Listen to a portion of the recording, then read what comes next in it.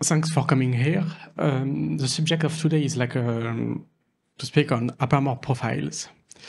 So before starting, just to let you know that everything is already on GitHub and you can already test it.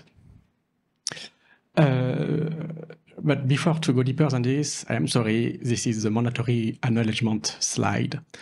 So I work for a very small company that do like cyber security training.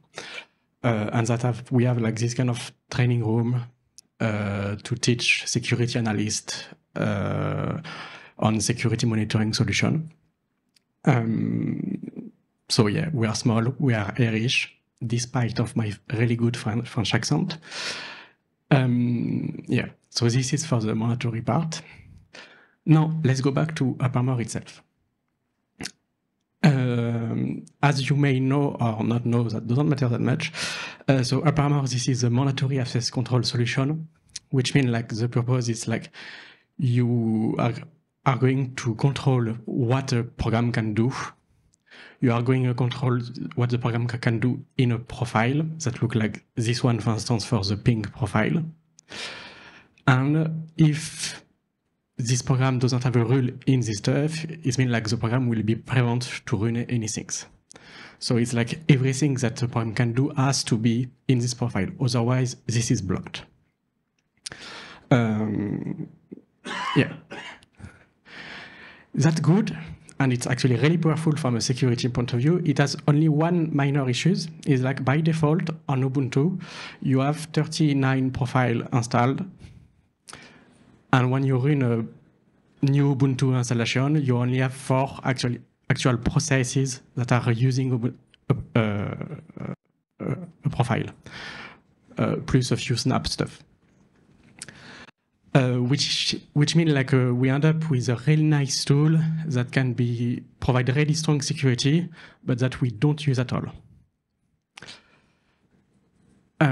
So there is a justification for this. Like from an historical point of view, apparmor, it was mostly for server. And like the stuff we wanted to secure thanks to apparmor, it was mostly server stuff. That end up to another issue, which means if you Google apparmor, or same for other big name in the industry like C Linux, one of the first Google reply you will get is how do you disable apparmor? Because it's a profile-based stuff. If you have an issue in your profile, you might destroy your system quite quickly. And I have done it a lot. So the solution in this project is to provide like a full set of apparmor profile, which means it's not just 1 or 2, more than 1,000, way more. But like the purpose is like to ensure that they work together. Like you have actual programs that need dependencies. Here you have actual profiles that need other dependencies. Now, it's raised a bit of a question. There are a lot of programs in Linux and a lot of packages. So you cannot just write a program for everything. That's not possible. So it's raised like, what profile should we write, why, and so on. And I am sorry for this, but it means like we need to go back to some security basic stuff, which means like what is the security construction of the operating system we want to create. And in a very few words, to sum it up, it's like we don't trust anymore everything that is running on your computer. We have some sort of security tools like this one, including confinement, which is apparmor, basically, as well as like sandboxing that you will do usually like with a Snap, Flatpak, Docker, a VM, anything.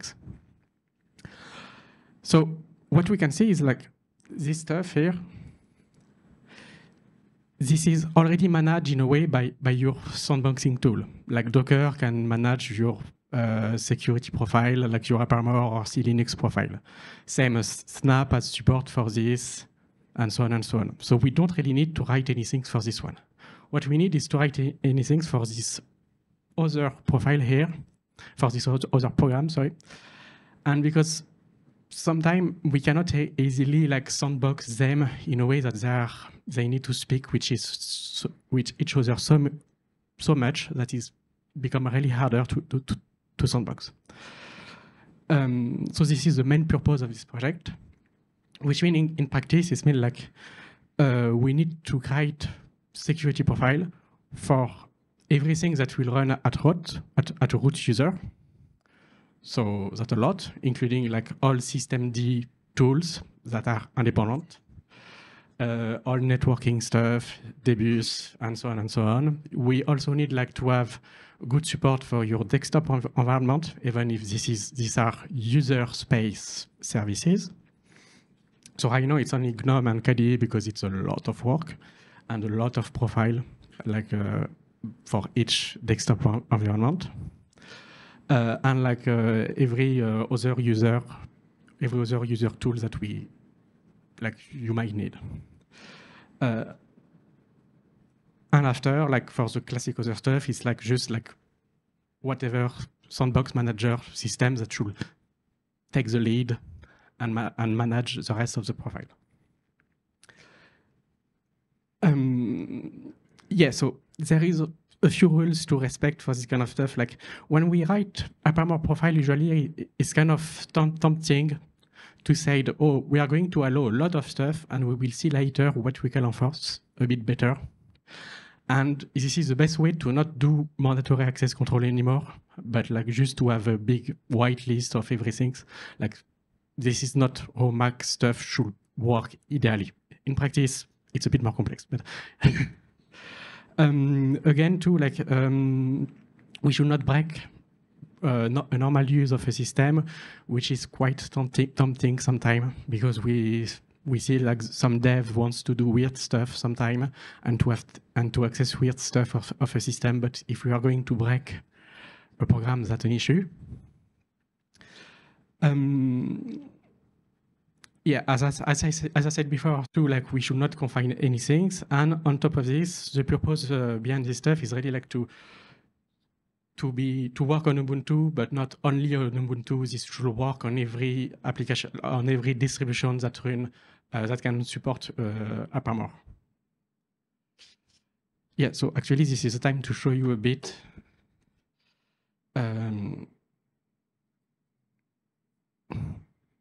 How it works. So as you can see, this is a classic Ubuntu VMs. And like if we look at hashtop, we can see that here you have like the security attributes in which like a program is running.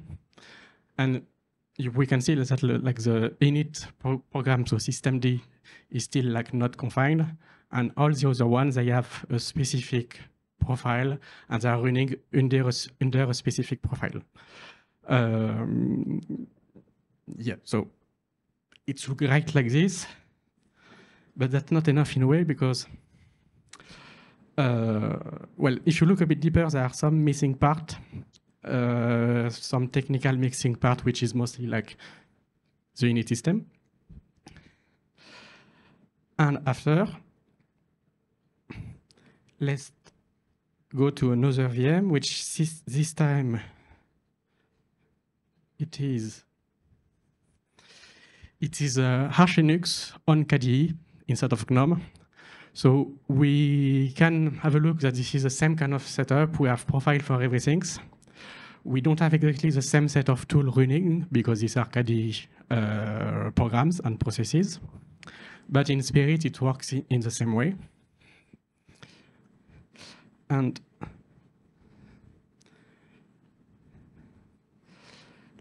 the last one, which is actually this physical computer, which runs on Arch on the GNOME. And we have exactly the same kind of construction. It's just like because this is a production setup and not a test one, I am actually enforcing the profiles to ensure that I actually do have a actual protection and it is not just like a dev setup.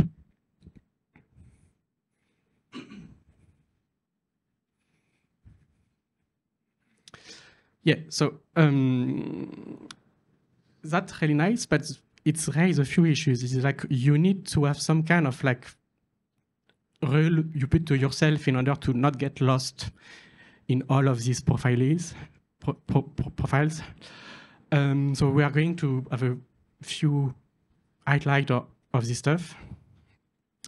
For instance, for every profile, usually what I do is like we create a new like profile attachment, like an entry point, a bit like in Docker, that we are going to define here, and we are going to use everywhere here.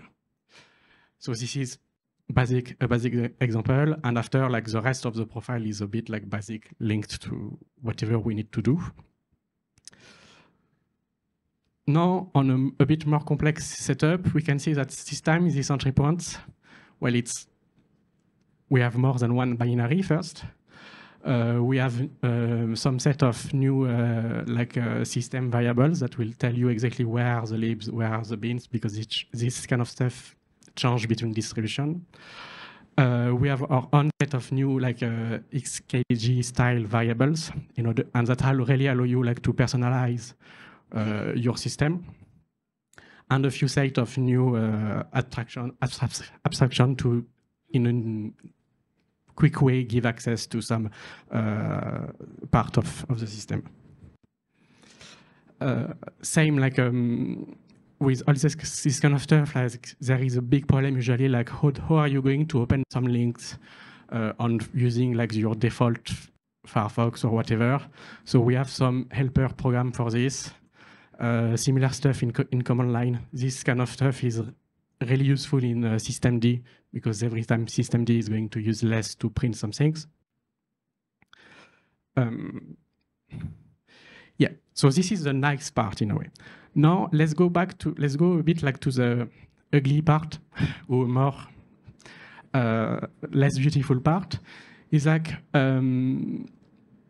apparmor, it's going to confine a program that is under a file path, and we want to support any kind of distribution, as you saw before, and therefore we kind of need to track all these paths because they are different across distribution. And in a way, this is not a complaint. It's normal that open source wants to they want to do stuff different than Debian. They do stuff in a different way than Arch. It's just a pain to support. Just an example. This is all the possible entry point for Firefox. I don't even think actually there. Possibly some of them are missing. And this is the same if you are looking for Chrome, Chromium, whatever. And even the most common system tools have their own kind of multiple location. Yes, and on top of this, I would say you have the classic issues when you want to support something on different distribution. You have different apparmor version, including the next one that is coming, that will be coming in a few months, and that will add this kind of stuff, this kind of issues like this, but this kind of nice security feature tools. And yeah, Arch, Linux, open source, it's not the same than Debian in terms of version of apparmor and so on, and version of everything. So it's a bit more complex. Yeah, so now I don't know if you see anything actually here. But I made this small tool that read your log file, so your 6log, your audit log file, and that will print it in a nice and beautiful way with some color, and it's easier to read than a log file in a way, in Spirit. So for yourself, if you want to write stuff like this, it's easier for you to look what are the apparmor issues thanks to this.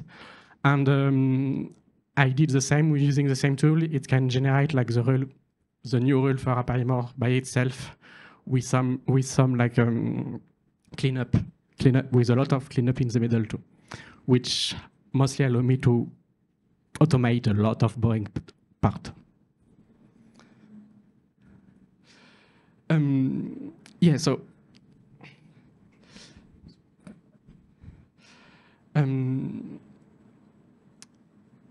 yeah, so how to say this? There are a few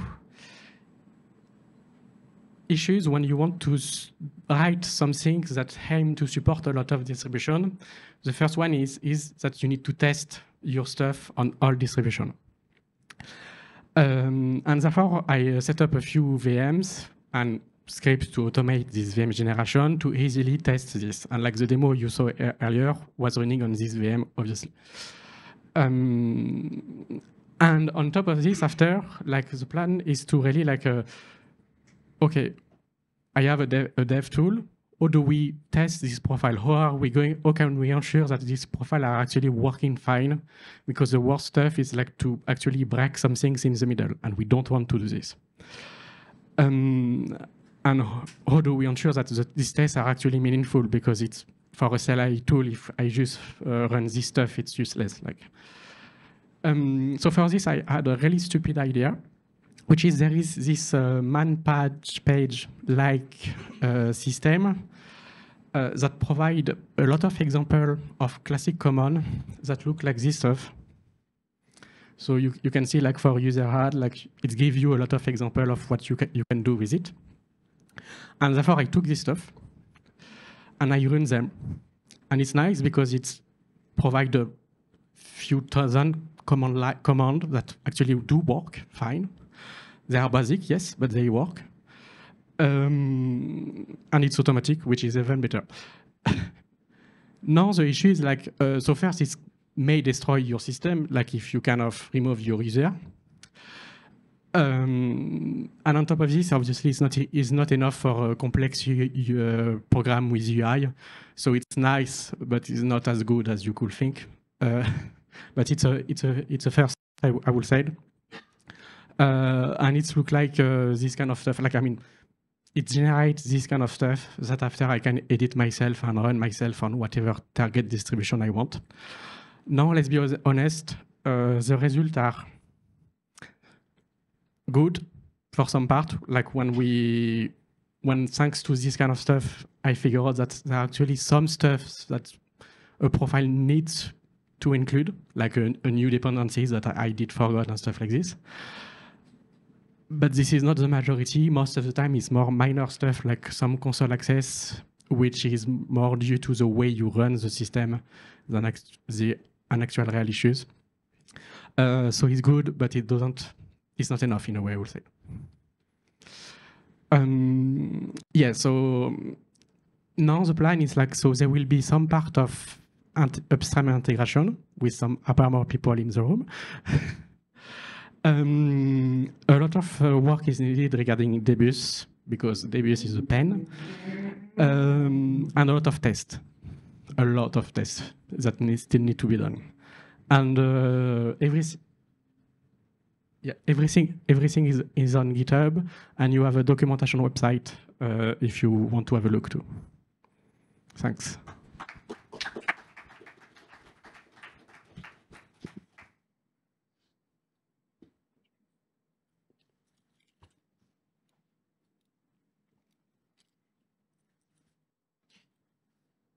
So if you take something like Firefox, for example, which you had an example for, so presumably you're confining Firefox.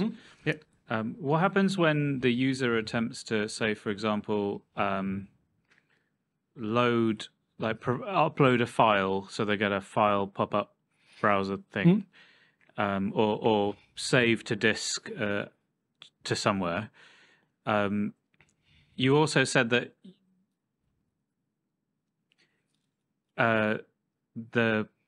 you didn't want ever to get an error where someone's doing something legitimate and it would fail. So how do those two things go together? Like, are you just allowing users to write and read every file in the file system? In which case, where's the value of confining it? No, where is the example? Yes, like the key is here in a way. Like the Firefox profile, like every other profile, it uses this kind of variables that as an admin you can set up and configure yourself, and it's going to allow to read and write by default from the $1 directory, and it will allow yourself, for instance, to read on all your classic directories like movies, picture, and stuff like this. You cannot write in your movies and picture directory, but you can read from this stuff. And like the stuff is like you can personalize this stuff yourself thanks to the use of these variables. Okay, thanks. Thanks.